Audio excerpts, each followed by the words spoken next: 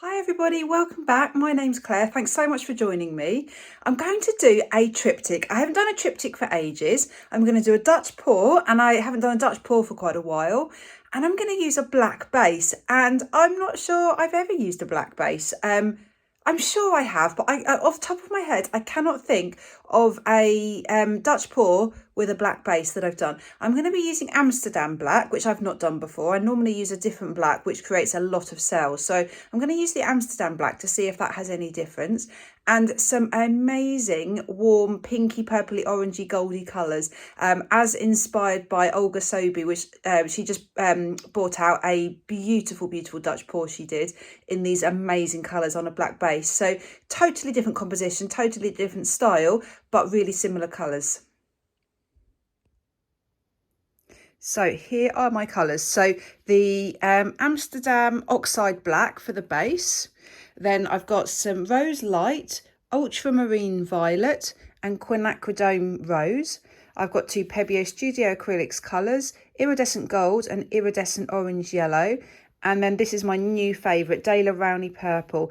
It's just such a warm, it's not pink, it's not purple, it's just a lovely violet-y colour, although it's called purple. All my paints are mixed with floetrol. I'll put the recipe in the description. I was going to try and show you the consistency, but I think you're not, oh, well, there you go, you can see it in that light. With black, it's often really difficult to see. So really, really nice and runny and fluid.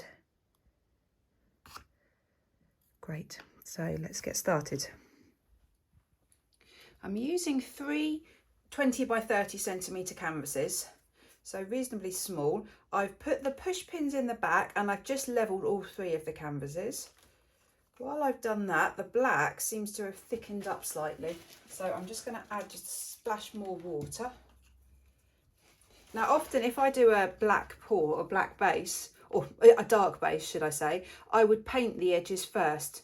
But this is a very spontaneous pour, a spontaneous colour scheme. So I've just mixed my paints and I haven't had a chance to do that. So it's not a problem, because what I will do is after, when it's dry, I will just go around the edges and just touch up the black if it needs to, if the white canvas shows through.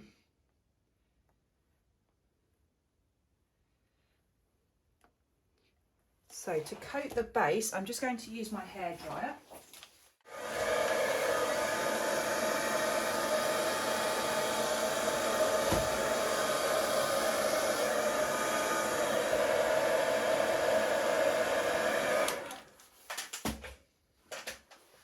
Now it feels very thick.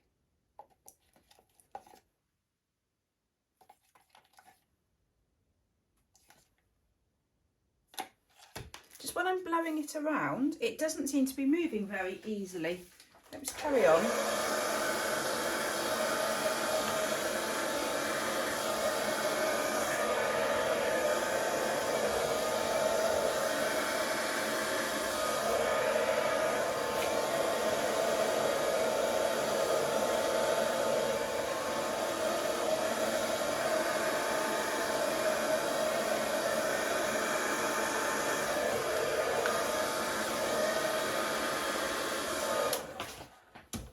Bit nervous. I think it's too thick. I'm going to do a tiny test. I'm going to put a tiny drop of white on, just see what happens, because if it's really thick, I think that will really sink. No, it's not. Do a drop of something else.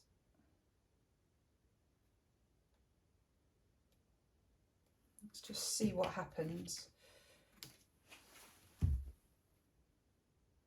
Right, it's not sinking. Okay, I'm going to go with this consistency. It felt right in the pot, but it just didn't feel right when I was blowing it out. Yeah, those two spots haven't sunk at all. So I'm going to go with this. So I'll just remove those spots. I'm going to put the paint across there anyway, so it doesn't matter.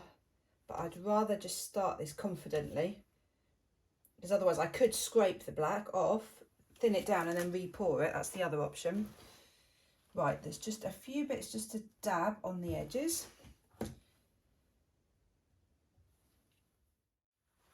So my plan for the composition is to have a diagonal line up there, down here, and up here.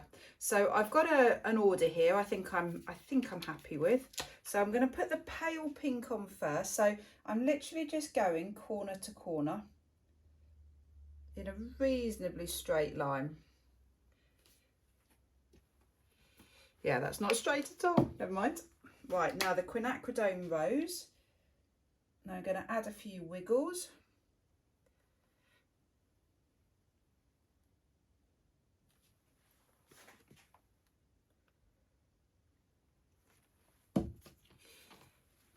Some orange, iridescent orange.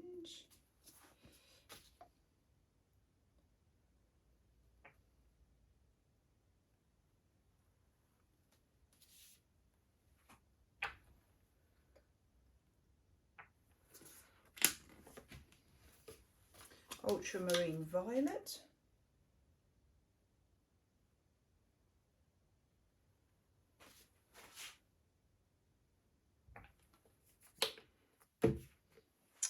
I want to just put a little bit of white in, because that's just going to brighten everything.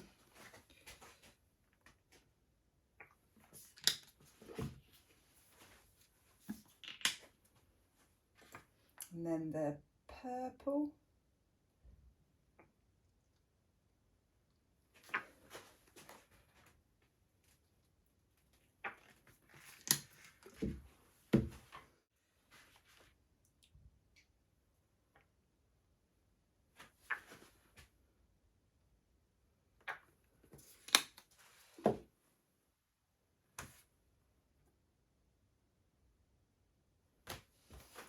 Right, let's just burst these air bubbles.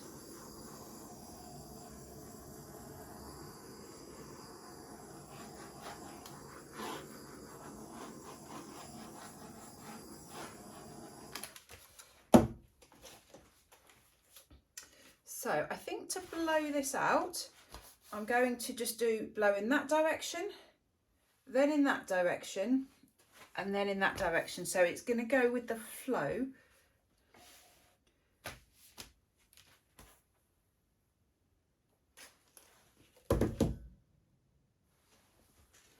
So I think actually to make it easier to actually blow this out, I'm going to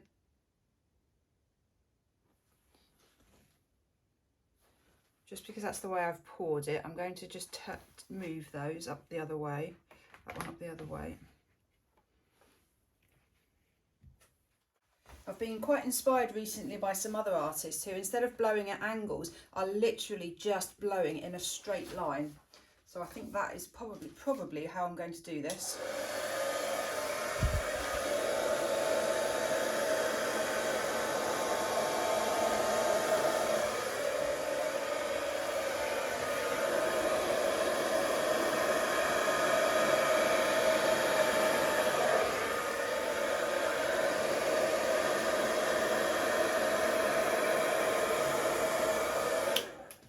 Right, that is interesting. So I have never blown a Dutch pour in such a straight line. I think I like it. I'm not finished though. The cells are insane. They are incredible that are popping up already. I do like it. I'm just going to fiddle though. I'm not quite happy with these edges.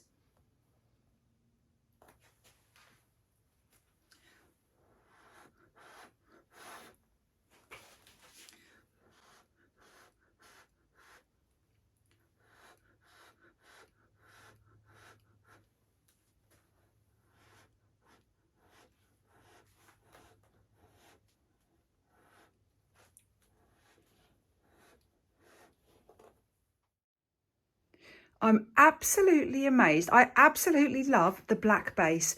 I rarely, as I said, rarely use black, and I don't really like black as a base. But wow, the contrast between the black and these colours is just phenomenal. It's absolutely amazing. I've not used this black before, so the black I normally use, I think it's the De La Rowney black. Normally, I get so many cells that all the colours just seem to sink into the black, and it's not doing this with the Amsterdam. So I think this has just revolutionised my use of black as a base for Dutch pours. Look at the cells, they're absolutely gorgeous. So a lot of the cells are the iridescent, so the gold and the orange that is creeping up through. But look at the really stark lines. You've got the black, and then you've got the really fluted, irregular, wavy edges. I wanted to keep the barrier between the black and or apart from there actually, between the barrier and the colour, because I think it just looks so striking like that. So not do any curly bits or wiggly bits at the edges. I'm keeping that really distinct edge. So I'm really inspired by black. It's amazing. I've been pouring for a while now and just really not been that keen on the colour for a base. So I'll be back when these are dry. So here's the finished triptych. I love it. I'm so happy with it. You can see quite clearly that I've embellished it. So I've seen a few other artists embellish paintings with circles or squares or rectangles, and I'm so happy I've done it. I felt that, I'll show you as I'm talking, I felt that the black negative space here and here, it was just too much. And with the design being so straight, I just felt like it was a little bit too, it just was a bit boring, because the Dutch pour pattern, the colours was just almost like a straight line through the canvases, and I just felt it needed something extra. The actual colours are amazing. The cells are beautiful. I could not be happier with that. But I just felt that maybe I should have blown around a little bit more, blown it out a little bit more.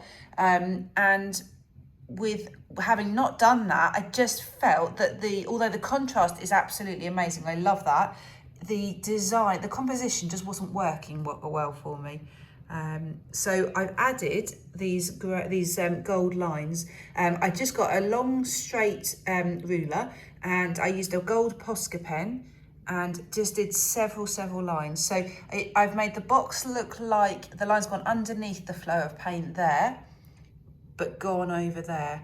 And I've always started with, this is where I blew from, so the box is over there, and then it seems to, so it goes over and then under, and then it's the opposite for the second one, and then back to the first one again for the third one.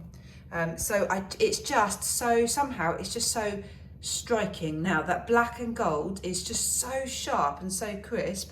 I really like it. I'd like to do another one where I blow the pattern out a little bit more. So one of my more choppy Dutch pours, instead of a straight line, I'd like to see what that looks like, but with the embellished rectangle, because I love the embellished rectangle. So let me know what you think.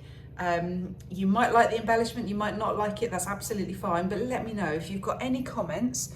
If you'd like to leave me any comments, any thoughts you have on this design or this idea, this concept, please let me know. Great, thank you so much for watching. Bye.